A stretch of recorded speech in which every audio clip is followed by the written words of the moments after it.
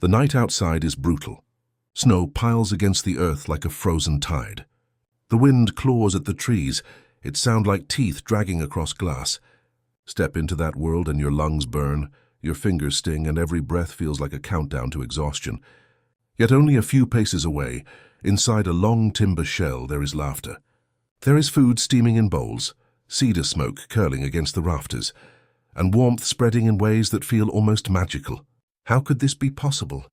How did people centuries ago, without insulation foam, without thermostats, without furnaces, create a house that turned winter's cruelty into something survivable, even comfortable? That is the mystery we're solving tonight, and the answer isn't one clever trick. It's a system. A system woven out of wood, fire, air, moisture, and rules. Rules that turned raw physics into a house that breathed with its people. Rules that stretched across regions, each one tuned to the land. Because a bark longhouse in upstate New York is not the same as a cedar plank house on the Pacific coast. And yet both solve the same winter equation. How do you sleep warm when the night outside wants to kill you? This is not a story of nostalgia or quaint tradition. It's a story of engineering, discipline, design, and daily decisions that stack together into survival. The longhouse wasn't just a shelter. It was a machine tuned to the rhythm of seasons, one that made heat stay where it mattered, one that made smoke climb instead of choke, one that used community labor as a structural material, as important as cedar beams or elm bark. If you think this was just about big fires and thick blankets, prepare to be surprised, because the real secret was smaller, subtler, and smarter. Let's start by locking onto that first moment when a visitor steps in from the storm. The yard is a frozen trap, but inside, the difference is instant. Warmth hugs the body, not in a blast, but in a steady gradient. Hotter near the hearth, milder near the platforms, cooler at the doors. Physics is working invisibly. Warm air rising, cold air drawn in low, smoke guided through vent gaps in the roof. And people have placed themselves in the right zones. Elders near the warm heart, children where air is mild, and doors shielded by hides and mats so the heat doesn't spill out like water. This isn't an accident. This is design. The longhouse begins with its skeleton, saplings bent into arches, lashed together with elm or basswood fiber in the northeast, or towering cedar posts and planks split from giant trees in the northwest. One design flexes under snow so it doesn't break. The other resists damp and rot under constant rain. Both answer the same problem with local tools. Think of them as parallel experiments, each producing an elegant solution. One light and resilient, one massive and enduring. Both are machines that turned a hostile climate into a livable one. Inside, the plan is deliberate. Fires aren't placed randomly. They march down the central aisle, each hearth paired with a vent above and flanked by two family bays. The distance between fires, 5 or 6 paces, isn't tradition for its own sake. It's physics, spacing heat, so it overlaps just enough without turning the aisle into a bonfire. Because a bonfire is waste, a bonfire is dangerous. What works is discipline. Small, steady fires, coals banked carefully, logs cut to the right length. Heat radiates outward, smoke climbs upward, air flows down the aisle like a quiet river. The result? Warmth where people lie, clear air where people breathe, and fuel that lasts the night instead of vanishing before midnight. Now pause on smoke. To a 17th century European visitor, smoke was a flaw. They complained about burning eyes and blackened rafters. But here's the hook: smoke wasn't failure. Smoke was medicine. It sterilized the air, killed pests, deterred insects, and preserved fibers. Families could literally read smoke like a language. Thin white stream rising straight up, perfect. Low dark haze hugging the rafters. That wood is green, move it. Smoke layer dropping lower than the sleeping platforms. Time to lift a vent board with a pole. Every night, dozens of small decisions were made in response to the behavior of smoke, and those decisions meant survival. Now imagine the bedding. It's not a heap of hides. It's a layered kit, each piece with a function. A cattail or bulrush mat first, insulating from below, then blankets of fur or later wool trapping air. Personal robes over shoulders, tuned for each sleeper's body heat. Platforms raised a meter or more above the floor, catching the band of warm air that pools under the roof. Every layer, every height, every arrangement is part of the same system. The brilliance isn't one thing. It's the way everything connects: fire, vent, bedding, body, breath. And here's the twist that keeps our audience hooked. These houses weren't just physical machines. They were social machines. A house that held 6 or 8 fires wasn't chaos. It was order, enforced by clan mothers or household leaders. Each family managed its own hearth. Each vent was adjusted not for one person, but for 2 families across the aisle. Responsibility was distributed, rules enforced, and comfort was collective. Survival wasn't just engineering, it was governance carried out through fire and smoke. So in this opening chapter, we've already seen the outlines of the secret. The impossible warmth wasn't magic, wasn't luck, wasn't brute force. It was a system built from layers of design, layers of labor, and layers of discipline. And the closer we look, the more elegant it becomes. Because every piece of the longhouse, the bark, the cedar, the mats, the vents, the rules, wasn't decoration. It was physics. Physics disguised as culture. Engineering disguised as tradition. Comfort disguised as survival. And survival disguised as ordinary life. As we move forward, we'll dig deeper into how that system worked, part by part. We'll see why bark shingles overlapped like fish scales, why cedar planks could be slid open like shutters, why snow itself was sometimes a building material. We'll uncover how families adapted their fires when storms dragged on for a week, and how the same longhouse that kept people alive in a blizzard transformed into a natural cooling system in summer. But for now, hold on to that first image.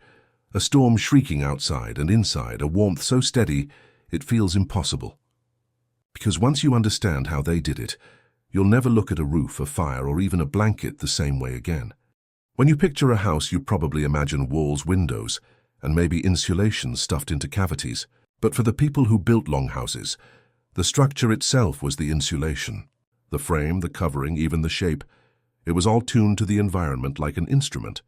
What looked simple was actually an answer to one of the hardest engineering problems on Earth, keeping human beings alive through months of freezing, wet, bone-cracking cold. And the solutions weren't copied from a blueprint.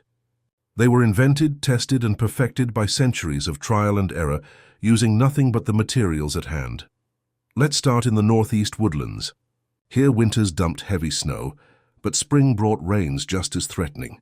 The solution? A flexible skeleton of bent saplings, lashed into arches, forming a tunnel of strength that could bend but not break.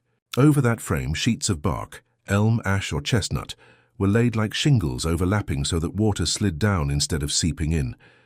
Picture fish scales but made of bark.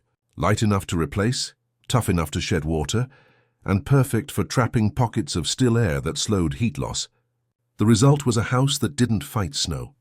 It bowed under it, flexed with it, and then sprang back. Elasticity was not weakness, it was resilience. Now shift your gaze to the northwest coast. Here the problem was different. Rain fell endlessly. Storms hammered the shoreline and trees grew as wide as a living room. The solution was opposite, not flexible but massive. Giant cedar trunks were split into planks, each plank several hands thick, and then fitted into grooves on posts like puzzle pieces. These walls were heavy, immovable, and nearly immune to rot. When the rain slammed sideways, the cedar shrugged it off. When winds screamed down valleys, the planks stood fast. And here's the genius. The roof wasn't sealed forever. Cedar boards could be slid open to vent smoke or admit light, then shut tight when the weather turned. This wasn't a cave. It was a machine, adjustable by hand, with moving parts that controlled the atmosphere inside. 2 regions. 2 radically different answers. One light and bending, the other heavy and immovable. Yet both achieved the same outcome: stability, warmth, and safety in climates that punished mistakes. What ties them together is this principle: the house wasn't decoration. It was a tool. Every detail had a job. Every choice meant survival. Let's dig into shape. Longhouses are long for a reason. A circle might seem more efficient to heat, but a long rectangle with a central aisle has advantages. Fires could be lined up like gears, their heat overlapping, their smoke shared through controlled vents. Dozens of people could live under one roof, pooling labor, food, and fuel. Imagine the difference. One small family in a hut might run out of firewood in a storm, but 10 families in a longhouse could rotate labor, share reserves, and keep every hearth burning. Architecture was social engineering, turning groups into a survival unit. The materials themselves were not just convenient, they were strategic.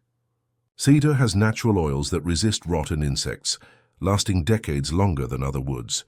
Elm bark is thick, fibrous, and peels in large sheets, making it one of the few barks that can serve as shingles. Even the lashings, basswood or spruce roots, were chosen for their ability to swell when wet, tightening the bonds instead of loosening them. These weren't random materials. They were the best options discovered through generations of trial. You could say the forest itself taught people which bones to pick, which skins to wear, and which fibers to trust. Now imagine standing outside one of these houses during a storm. Snow heaps against the bark siding, but instead of leaking, the seams shed meltwater outward. Rain lashes cedar walls, but inside the planks swell slightly, sealing tighter. The roof dips under weight but doesn't collapse. These aren't flaws, they're features. Features that made the houses feel almost alive, shifting and reacting to the weather around them. When Europeans first saw them, they thought they were crude. But the crude appearance masked something deeper, a survival logic that Western houses of the time couldn't match without bricks and mortar. But here's the real hook. Architecture wasn't just physical. It encoded rules. Who sat near which fire? Who kept which section of roof vented? Who maintained the lashings or replaced bark after storms? In other words, the house demanded discipline. You didn't just live in it. You served it, and in turn it served you. That reciprocity turned shelter into culture. And that culture made the house function better than timber and bark alone ever could. Consider this detail. In some northeastern houses, doors were deliberately low and narrow, forcing anyone entering to crouch. That wasn't just defense, it was climate control. Each entrance acted like an airlock, slowing drafts, keeping warmth pooled inside. In the northwest, the front planks of the house could be shifted aside to create a wide ceremonial entrance. But during storms, smaller crawl-throughs conserved heat. Architecture adapted not just to weather, but to purpose, daily survival or social gathering. The house was a stage as much as a shelter. Another example, floor levels. In some houses, platforms weren't simply beds, they were insulation. Sleeping higher meant sleeping in warmer air, while the ground below stayed cooler, often used for storage. The vertical dimension mattered as much as the horizontal. Families didn't just spread out. They stacked themselves strategically in the thermal gradient the house created. That's not decoration. That's applied physics. And when you step back, the genius is obvious. These houses didn't rely on brute force. There was no endless pile of logs wasted in giant fires, no stone fortresses keeping the cold at bay. Instead, they used synergy. Shape, material, and community rules worked together to solve a problem that could kill you in a single bad night. Flexibility in the northeast, mass in the northwest, bark shingles like scales, cedar planks like armor, doors like airlocks, roofs like lungs, platforms like radiators. This was survival technology disguised as home. The next time you hear the word longhouse, don't picture a rustic shed. Picture an engineered organism, one that bent, breathed, sealed, and flexed. Because that's what these houses really were. Not just protection against weather, but a living system tuned to climate, designed to sustain dozens of people at once. And the deeper you look, the more you see the pattern. Houses as machines powered not by gears but by choices, and that's where we'll go next, into the heart of those choices. Into the physics of fire, air, and smoke, and how they were balanced so perfectly that people not only survived but thrived. Because the house was only half the machine. The other half was invisible, moving through vents and rafters, shaping every breath and every night of rest. If the frame was the bones of a longhouse and bark or cedar were the skin, then the fire was the heartbeat. But the heartbeat couldn't simply pound louder. It had to beat steady, measured, and under control. Fire gave life, but only if it was disciplined. Too much and you waste fuel or fill the air with choking smoke. Too little, and the cold creeps in, biting fingers and stiffening breath. So the real genius wasn't building a house that could trap fire. It was building a house that could manage fire. Step inside and look down the central aisle. You won't see one enormous blaze. Instead, you'll see a chain of smaller hearths, spaced 5 or 6 paces apart. Each fire has its own family guardians. Each fire has its own vent above, and each fire shares its warmth with 2 bays on either side. This rhythm is deliberate. A single bonfire might sound efficient, but it wastes heat upward, scorches the roof and eats wood like a starving animal. The longhouse answer? a sequence of restrained flames, overlapping heat zones like lanterns in the dark. This wasn't guesswork. It was a system fine-tuned by centuries of practice. Now the invisible partner of fire is air. Warm air rises. It's a law of physics that can't be cheated. But rising warm air doesn't just leave. It pulls cooler air in from below, creating circulation. The longhouse design harnessed this. Cold air slid in low from doors or cracks. Fires heated it, made it rise. Smoke followed, climbing toward the roof where small openings, sometimes adjustable bark flaps or movable cedar planks, let it escape. What sounds simple is actually a balancing act. Too few openings and smoke pools dangerously. Too many, and heat drains out like water through a sieve. Here's the hook. Managing air wasn't a once-a-year ritual. It was a nightly dance. Families watched the smoke layer constantly. If the haze dropped too low, someone prodded a vent open with a pole. If the draft grew too strong, a flap was lowered. These adjustments weren't random. They were rules, enforced because everyone's life depended on them. Survival wasn't about big dramatic actions. It was about micro-decisions repeated hundreds of times every season. And smoke itself? Outsiders thought of it as failure. Visitors wrote about coughing throats and stinging eyes. But for those who lived in longhouses, smoke was part of the equation. Thin smoke sterilized the air, driving out pests and killing microbes. It preserved food hung near the rafters, dried fibers and even hardened wooden tools. Insects hated it. Bacteria didn't stand a chance, so the irritation of a smoky night was also insurance against disease. In this way, the house itself became a clinic, every breath mixed with medicine disguised as haze. Let's break down the physics of smoke in these houses. Picture the roof, a peaked spine in the northeast or wide cedar boards on the coast. Smoke climbed into that upper cavity, forming a layer that hovered above the sleeping platforms. If the fires were built right, steady, dry wood, no sudden flares, the smoke stayed in its lane, creating a ceiling. Below it, the air was surprisingly clear. Think of it as zoning the atmosphere. Warmth in the middle, clarity below, haze above. Families knew exactly where that line should float. Too high meant wasted heat. Too low meant danger. Reading that line was like reading a thermometer. Now consider the firewood itself. You couldn't just toss in green logs. Wet wood smothers fires and pumps out heavy smoke. Instead, wood was dried, split, and chosen carefully. Birch, oak, maple, cedar. Each burned differently, and people knew which worked best for steady coals and which for quick bursts of heat. Even firewood management was part of the system. This wasn't chaos. It was strategy. The rules extended beyond the fire to human behavior. Elders often slept nearest the hearths, where warmth was strongest and drafts weakest. Children clustered in zones of milder air, protected by both structure and custom. New fires weren't lit without permission. Roof vents weren't adjusted recklessly.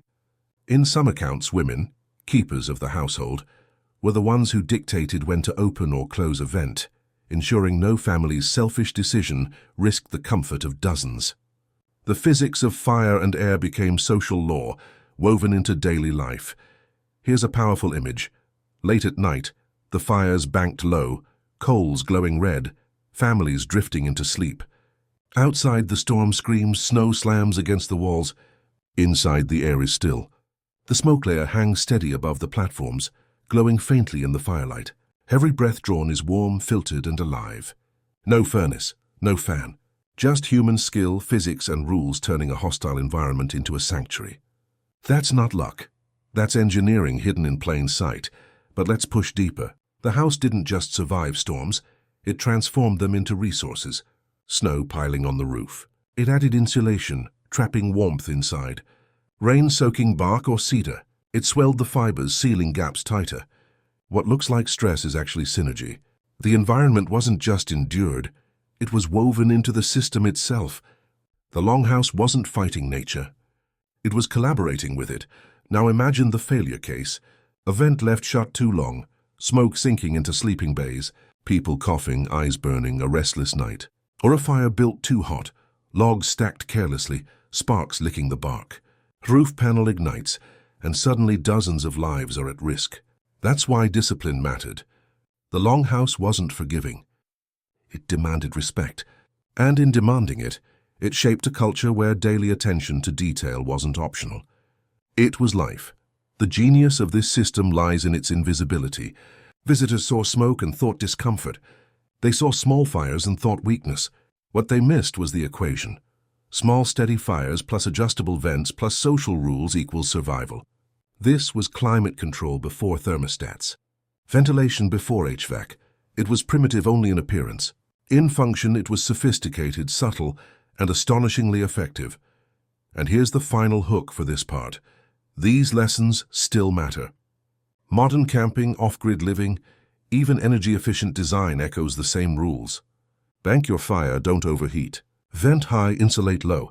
Use natural materials that work with weather, not against it. The wisdom baked into longhouse life isn't locked in the past. It's physics, and physics doesn't expire. So the heart of the house wasn't just fire. It was fire-tamed, fire-managed, fire made part of a system that kept dozens alive through the harshest nights. And in the next part, we'll see how people didn't just rely on heat from the flames, but on the clever use of space, platforms, layers, and positioning that turned a single flicker of warmth into a bed that could carry you through the coldest winter. Heat was never spread evenly inside a longhouse. It didn't have to be. What mattered was where you positioned yourself in relation to the fire and air. The builders understood something that modern science later proved. Warm air rises, cool air settles. That single fact, combined with clever design, meant the difference between shivering on the ground and resting comfortably through a winter night. Walk down the central aisle and you'll see the strategy. Fires glow low, their heat radiating outward and upward. On either side, wooden platforms stretch the length of the house, stacked like balconies. The lowest levels hold storage and tools. The middle and upper levels hold bedding, cattail mats, fur blankets, robes, and later woolen cloth. By sleeping high, families claimed the band of warm air hovering just below the smoke layer. No one wasted time trying to heat the entire interior evenly. Instead, they created zones. Cold below, warmth above, smoke higher still. Each family knew where their comfort line was, and they built their sleeping nests right into it. Think about the brilliance of this. No electricity, no thermostat. Yet they effectively used the house as a giant heat stratifier. Warmth wasn't spread thin across wasted space. It was concentrated exactly where bodies lay. The cold ground became irrelevant. The upper platforms became cozy havens, layered with insulation that turned even a small fire's heat into survivable warmth. It wasn't about brute force, it was about clever positioning. Let's zoom in on the bedding itself. Start with a cattail mat, woven from reeds harvested in summer. These mats were light, flexible, and surprisingly effective at blocking ground chill. On top came fur blankets, deer, elk, or bear, thick enough to trap body heat. Later, when trade brought wool, woven blankets replaced or layered with hides. The key wasn't one material, but layering, multiple thin barriers trapping still air between them. This layering created microclimates around each sleeper, amplifying the heat from both fire and body. And clothing. It wasn't simply day wear versus night wear. People slept in their gear. Leggings of tanned hide, moccasins lined with fur, robes draped across shoulders. It all stayed on, adding another barrier. Every layer slowed heat loss. And here's a detail that outsiders often missed. Bedding wasn't individual in the way we think today. Families slept close, bodies generating collective warmth. The physics of survival was as much about human proximity as about fire or fur. Heat shared was heat multiplied. Now consider the entrances. These weren't gaping holes that dumped cold air across the floor. They were narrow, low, and often doubled as tunnels. Entering meant crouching or crawling, slowing drafts and keeping warm air pooled inside. Sometimes hides or mats hung as inner doors, acting like primitive airlocks. Even the way you entered the house was part of the survival system. Every detail, from roof vent to doorway, was aligned with one principle: conserve warmth where it mattered, block cold where it threatened. And here's the hook. Comfort wasn't just physical, it was planned. People rotated sleeping spots based on need. Elders with weaker circulation often slept closer to the fire zone. Infants were swaddled in layers and tucked into the warmest niches, sometimes between parents to ensure constant heat. Stronger adults might claim higher bunks, where air was warm but smoky, trading a little irritation for extra insulation. These weren't random choices. They were rules enforced by custom, ensuring the most vulnerable had the best protection. Survival wasn't left to chance. It was organized. Let's not forget the auditory and visual details of such nights. Picture lying on a raised platform, wrapped in fur. The hiss of sap in the fire below, smoke glowing faint in the firelight above. The air is warm on your face, cooler on your feet, the draft from the door barely reaching your level. You hear others breathing, turning, whispering. The storm outside is a muted roar, but inside there is stillness. The house has done its work. Layered space, layered heat, layered people. Now think about the daily reset. In the morning, fires were coaxed back from glowing coals. Bedding was shaken out, mats dried or rolled to prevent mildew. Vents were adjusted as the sun climbed, letting in fresh air. Nothing was left to stagnate. The system wasn't just nightly, it was a 24-hour cycle of checks and adjustments. The longhouse wasn't static. It was managed like a living machine. There's another genius detail. Smoke wasn't just tolerated, it was used strategically at night. By keeping fires small and coals steady, families produced just enough smoke to hover above without sinking. That thin haze doubled as a thermal blanket, slowing heat loss through the roof. In other words, even the waste product of fire was harnessed to conserve warmth. It's a level of resourcefulness we rarely see today. The result was astonishing. Survival with efficiency. Instead of burning massive amounts of wood, a longhouse could sustain dozens with careful banking of fires and disciplined use of space. The house didn't need to be uniformly warm, it needed to be intelligently zoned. And by combining structure, bedding, and human positioning, that goal was achieved night after night, winter after winter. But there's a deeper cultural layer here. The act of sleeping wasn't purely individual. It was collective, shaped by custom. Sharing platforms, aligning bodies, rotating responsibilities for tending coals, all of it reinforced community bonds. In the darkness, warmth and trust were inseparable. That is the hidden brilliance. Architecture didn't just conserve heat, it conserved people, turning survival into solidarity. Here's the closing hook. When you strip away modern assumptions, you realize these houses achieved something extraordinary. They created comfort, not by heating empty air, but by designing space to work with physics. Height became insulation, layering became strategy, proximity became survival. The next time you climb under a thick blanket or adjust your thermostat, remember that centuries ago families were solving the same problem with cattail mats, bark siding, and a fire that never went out. And they solved it so well that even today, if you built a longhouse and slept inside it, the warmth would still feel impossible. And in the next part, we'll test that system under stress. Because a house that worked on an ordinary night was one thing. But when the storm howled for days, when wood supplies dwindled, when frost bit harder than usual, that's when the longhouse showed its true resilience. A house is only as strong as its worst night. Ordinary winter evenings were one thing. Steady fires, vent adjustments, families bundled in layered mats. But what happened when the weather turned brutal? When storms dragged on for days, winds howled like predators and snow buried the world outside. That's when the longhouse shifted gears, slipping into what we might call storm mode. This wasn't improvisation, it was a routine drilled by generations, a survival playbook where every step mattered. Start with the fire. In normal weather, flames burned modestly, feeding warmth into the platforms above. In a storm, fuel became precious, so fires were banked.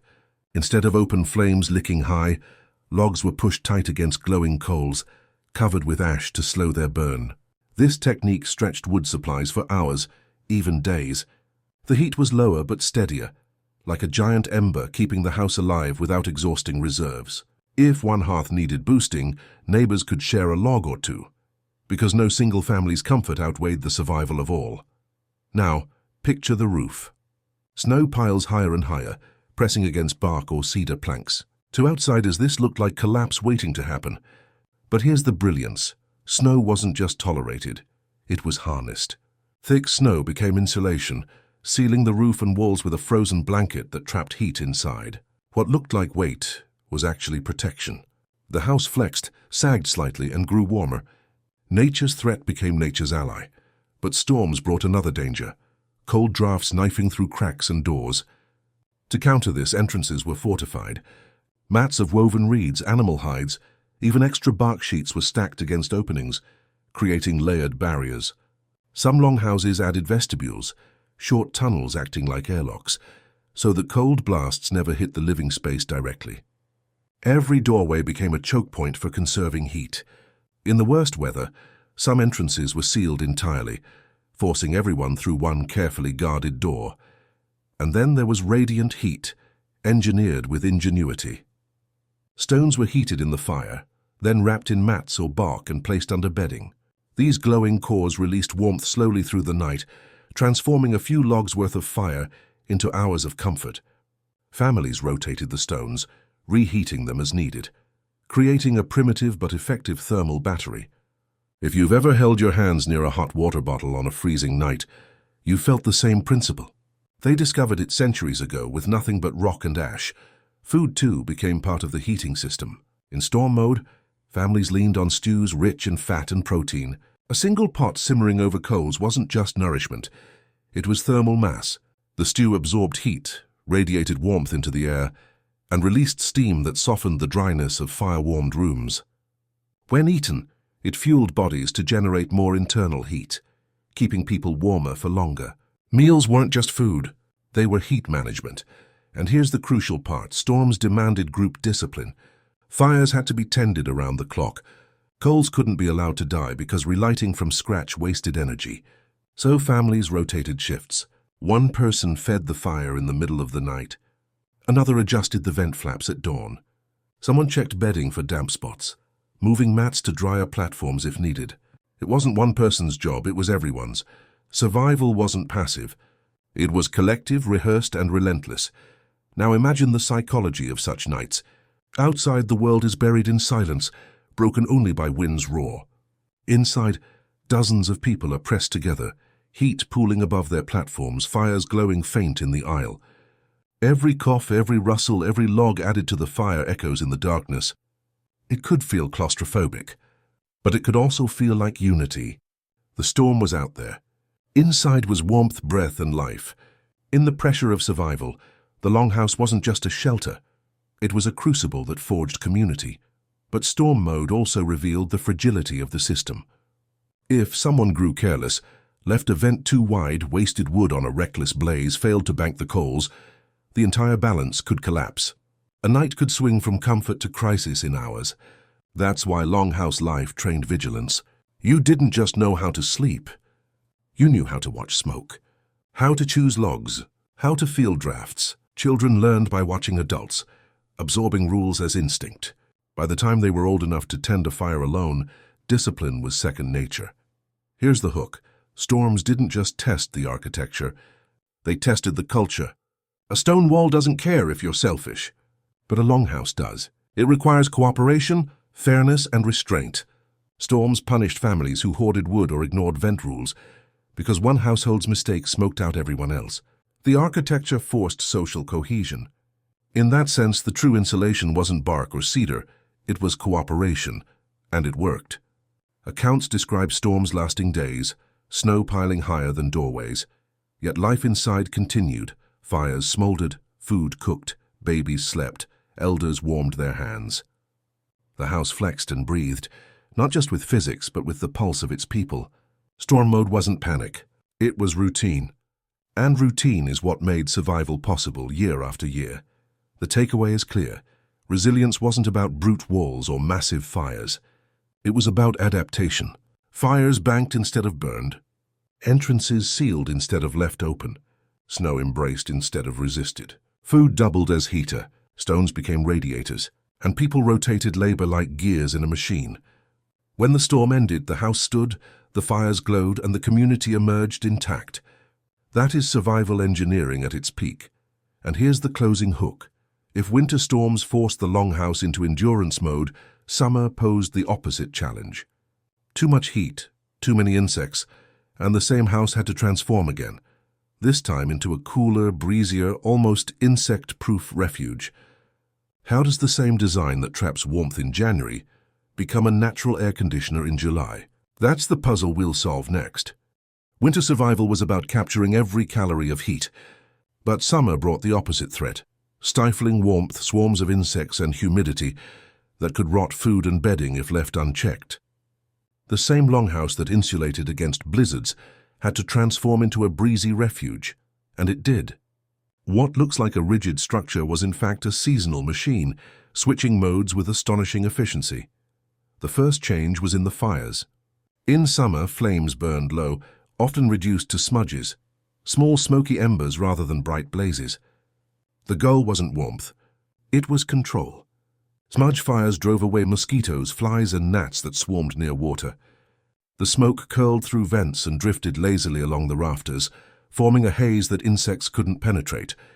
Visitors sometimes complained about the smell or haze of summer longhouses. What they didn't realize was that those smudges were the only barrier between people and an onslaught of biting pests. The smoke wasn't a nuisance, it was armor. Next came ventilation. Roof flaps that stayed mostly shut in winter were thrown wide in summer. Bark panels were lifted, cedar planks slid open, and sudden shafts of daylight cut through the dark interior. These openings created cross breezes, pulling cooler air in low and letting hot air escape high. The same physics that conserved warmth in January now expelled it in July. Longhouses became wind tunnels, channeling natural currents instead of fighting them, and unlike stone or brick buildings, their flexible walls breathed, expanding, contracting, and leaking air in ways that reduced stagnation. And here's a detail worth savoring. Bedding was seasonal too. Thick furs were cleaned, rolled, and stored. In their place came lighter mats of cattail, bulrush, or woven grasses. These mats were breathable, cool to the touch, and resistant to mildew. Families rotated their bedding seasonally, treating mats like clothing, winter layers versus summer layers. Even sleep itself was adapted to climate. Now consider food storage. In winter, cold air preserved meat and roots.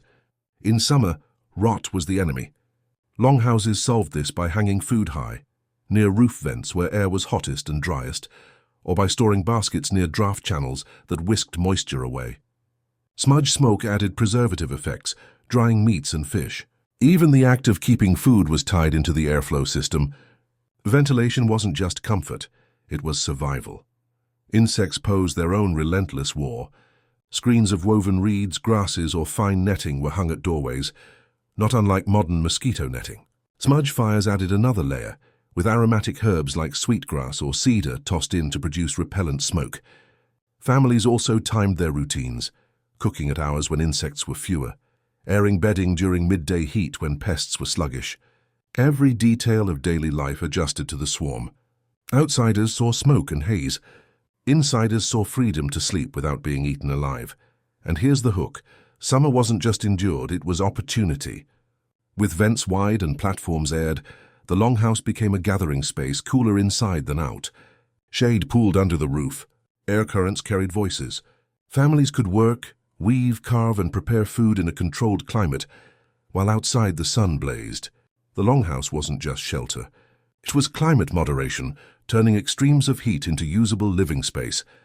Let's imagine a summer evening inside. Fires reduced to smoldering smudge, vents yawning open to the twilight, a breeze trickling through the aisle. Children play on mats, adults weave fibers or carve tools, smoke drifts lazily upward, carrying insects away. The air is cooler inside than outside, not because of air conditioners, but because of structure, vents, gaps, and flexible materials working with the wind. The same house that held warmth in winter now bleeds heat effortlessly in summer. Maintenance was key.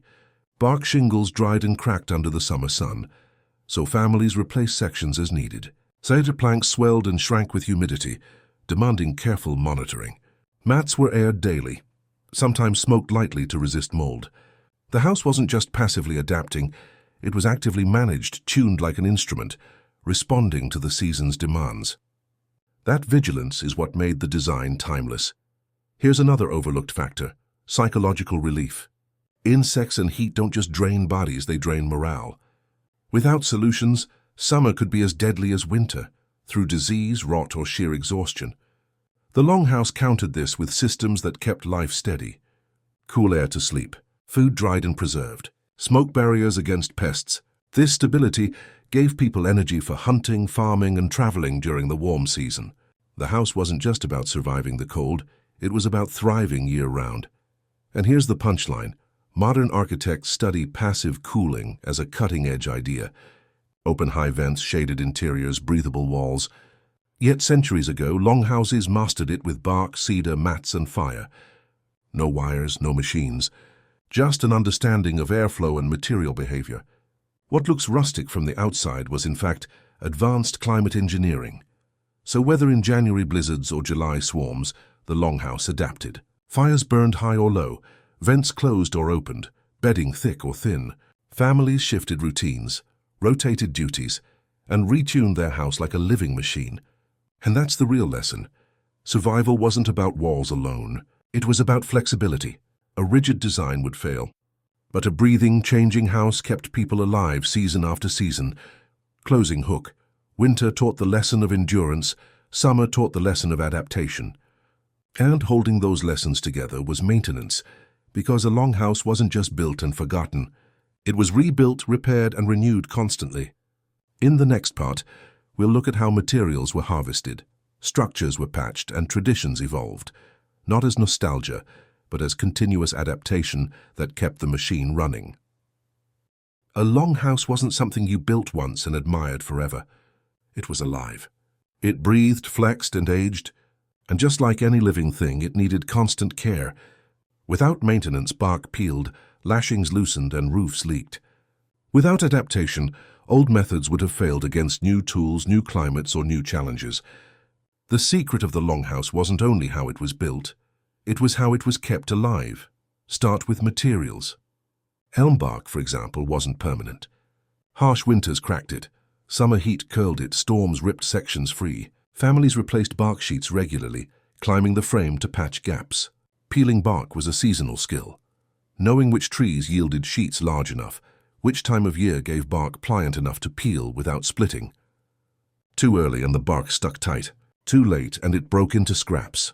Harvesters knew the exact window when trees loosened their skin, and they planned repairs around that rhythm.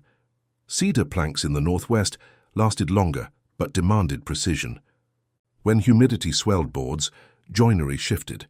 Craftsmen checked seams, adjusted grooves, and occasionally replaced warped planks. Splitting new boards was an art, requiring iron wedges or stone mauls, and the knowledge of how to read a log's grain so it split clean instead of shattering. Maintenance wasn't just fixing, it was craft. Then there were lashings. Frames in the northeast were tied with basswood fiber or spruce roots. Over time, these bindings stretched, frayed, or snapped. Replacements weren't optional. They were urgent. A loose lashing weakened the entire frame. So families inspected joints regularly, tightening, splicing, and retwisting. And here's the hook. These lashings swelled when wet, actually tightening their grip in storms. But that swelling also meant shrinkage when dry. Monitoring them was a year-round task. Inside the house, mats and bedding were another cycle of labor. Cattail mats absorbed moisture. If not dried daily, they rotted or grew mold. Families hung them in smoke to sterilize, rolled them for travel, replaced them every few seasons. Fur blankets needed scraping and oiling to stay supple. Wool, when it arrived through trade, required washing and beating to stay resilient.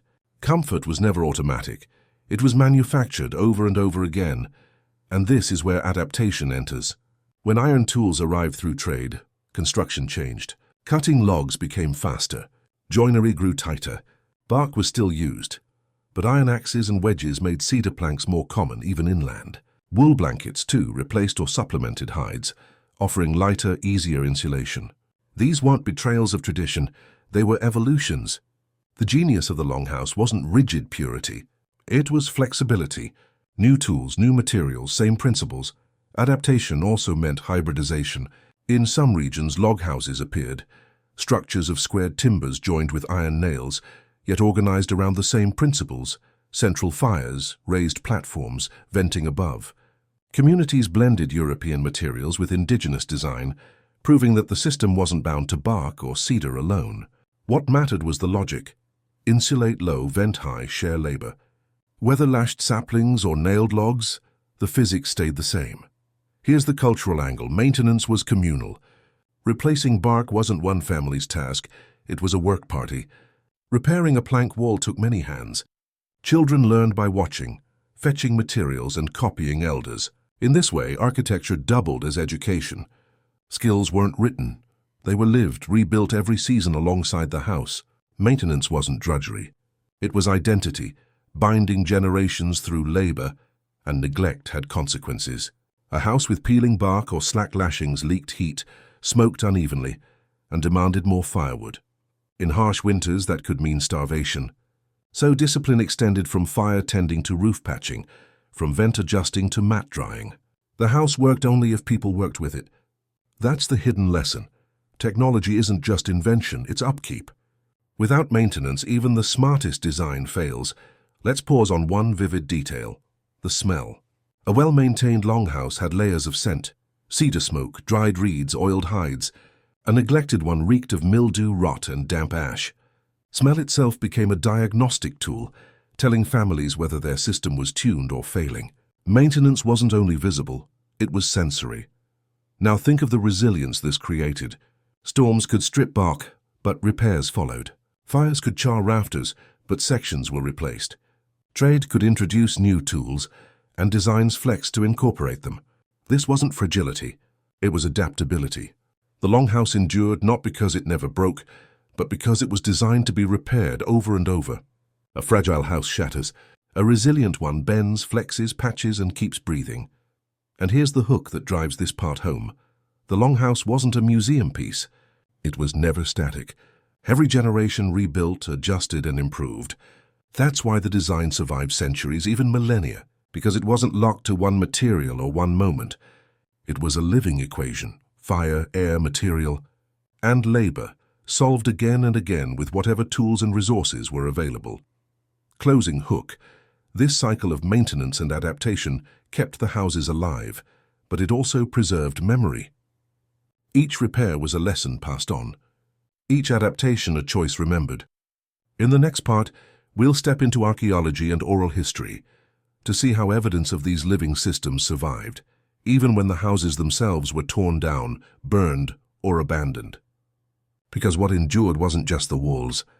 It was the memory of how to keep them warm. Time is merciless to wood, bark, and rope. Longhouses rarely stood for more than a few decades before being dismantled, burned, or left to decay. Centuries later, you won't find their walls rising against the skyline. Instead, you find shadows, scars in the earth, stains in soil, fragments in ash. Archaeology is the work of chasing these shadows, piecing together the story of houses that were never meant to be permanent, but that shaped lives for generations. What does a longhouse look like after it's gone? Postmolds, dark circles in the ground where timbers once stood. Fire stains, charred patches where hearths glowed for years. Soil layers, blackened by ash, rich with carbon, thickened by waste and debris. To the trained eye, these marks are maps. A line of postmolds reveals the length of a house. Clusters of stains show where fires once burned. Archaeologists can even calculate how many people lived inside by counting hearths and measuring space between them. What looks like dirt becomes a blueprint of community. And yet, archaeology only tells part of the story. Oral memory carries the rest. Communities pass down not just the fact that longhouses existed, but the rules that made them work. Which side to sleep on, how to bank a fire, when to replace bark. These memories outlived the houses themselves. Even when families were forced into missions, reservations, or new housing forms, the rules echoed in practice. The idea that comfort comes from layering, that warmth is communal, that vents must be managed, those lessons never disappeared. Here's the hook. Continuity is survival. Even when the physical houses vanished, the knowledge endured. In forced relocations, people rebuilt versions with available materials. In the north, some combined longhouse logic with log cabins, blending traditions with new tools. In the west, plank house principles shaped hybrid community halls. The structures evolved, but the underlying rules, discipline with fire, cooperation with space, adaptation with materials, remained intact. Modern reconstructions prove the point.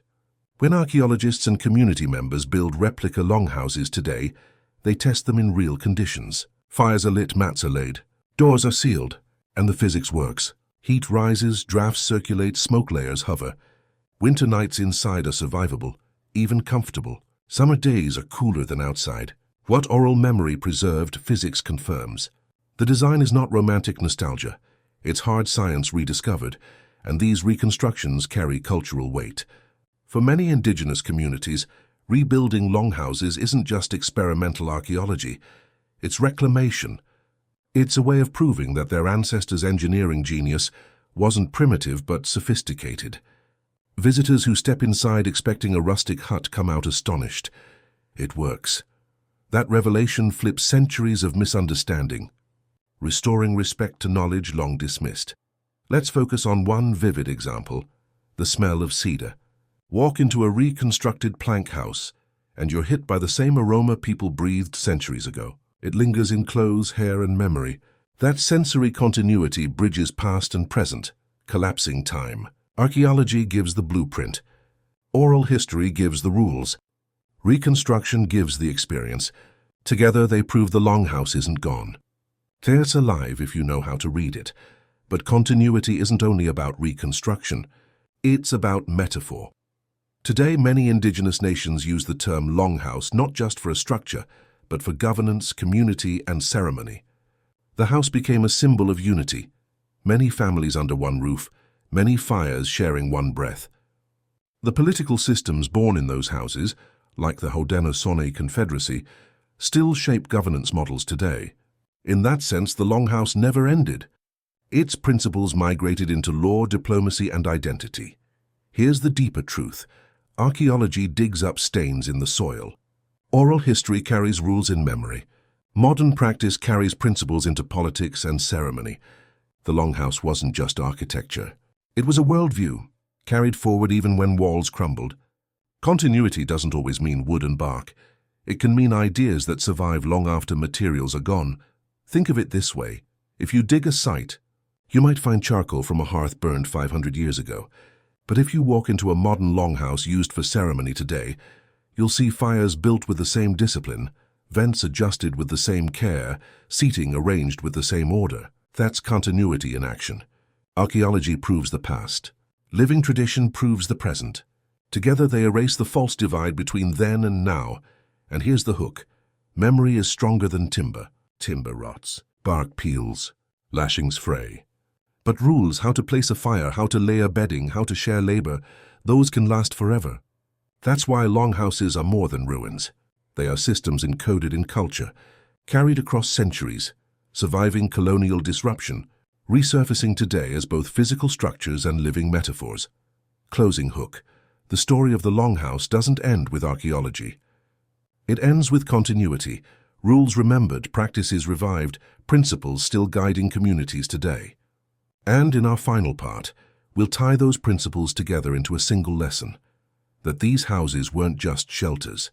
They were acts of engineering kindness, machines built to keep people alive not by chance but by design. Step back now and see the longhouse whole, not just bark, not just cedar, not just smoke curling against rafters.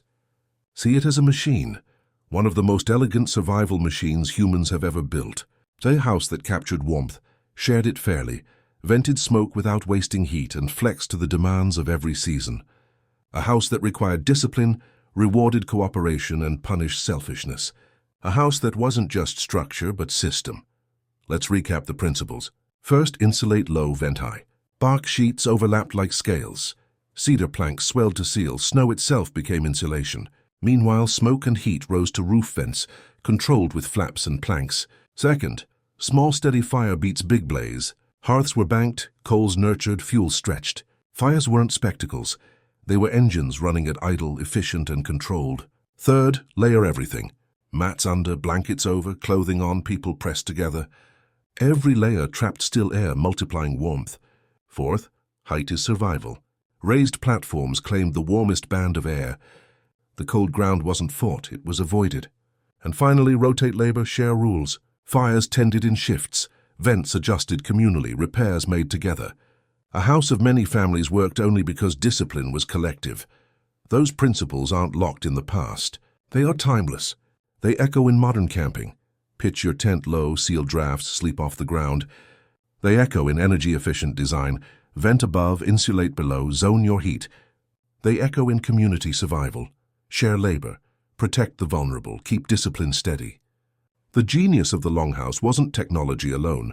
It was kindness embedded in engineering. Think about it. Every fire tended wasn't just for one family, but for neighbors across the aisle. Every vent opened wasn't just for comfort, but for breathable air for dozens. Every mat dried, every log shared, every stone heated. These weren't solitary acts. They were communal engineering. Kindness was built into the system, because without it the house failed. Selfishness let coals die, wasted wood, smoked children out of their beds. Kindness kept the balance. Engineering gave the house structure. Kindness kept it alive. Here's the hook. In our world, technology is often imagined as cold, mechanical, detached. But the longhouse proves the opposite. Technology can be intimate, cooperative, human. It can be built not just from physics, but from values. These houses weren't monuments of stone meant to last millennia. They were living machines rebuilt every generation, requiring memory and care. They embodied a worldview where survival wasn't just about enduring nature, it was about enduring together. Picture again that impossible scene. Outside, a blizzard hammers the night. Inside, laughter rises over the hiss of firewood. Children sleep bundled in mats. Elders warm their hands, voices share stories under drifting smoke. No furnace hums, no switch flips, yet the air is warm, steady, breathable. That warmth isn't an accident. It's the product of centuries of trial, error, and discipline. It's physics wrapped in tradition, engineering disguised as culture, kindness disguised as ordinary life. Now, let's extend the metaphor. The longhouse isn't just about the past, it's about us. We live in our own storms, economic, social, environmental. The principles of the longhouse still apply. Don't waste resources in reckless bursts. Bank them steady. Don't trap yourself in isolation. Share labor, share warmth. Don't imagine strength is permanence. Build flexibly, patch constantly, adapt quickly. And above all, remember that survival isn't an individual victory. It's a collective one. The house only works if everyone works with it. That's why the longhouse endures as both memory and symbol. It shows us a form of technology that wasn't about domination but about balance. Not conquering cold but collaborating with it. Not fighting storms but bending into them. Not chasing luxury but building enough comfort to sustain life. That's not primitive. That's profound. And here's the closing image. The longhouse as a breathing body. Its frame as ribs, its bark or cedar as skin, its smoke holes as lungs, its fire as heart. Inside, blood, people circulating, sleeping, waking, tending, laughing. A living system, alive only when its people cooperated. Step outside and you see a house. Step inside and you see a lesson. Survival through kindness engineered into wood, bark, fire, and air. So the next time you wrap yourself in a blanket, light a fire, or seal a draft under your door. Remember, these aren't conveniences invented recently. They are echoes of longhouse wisdom, refined long before modern machines. They remind us that the greatest technology isn't always steel or silicon. Sometimes it's a house of bark and cedar, glowing with coals, whispering warmth into the dark, and proving that survival is best achieved when kindness is part of the design.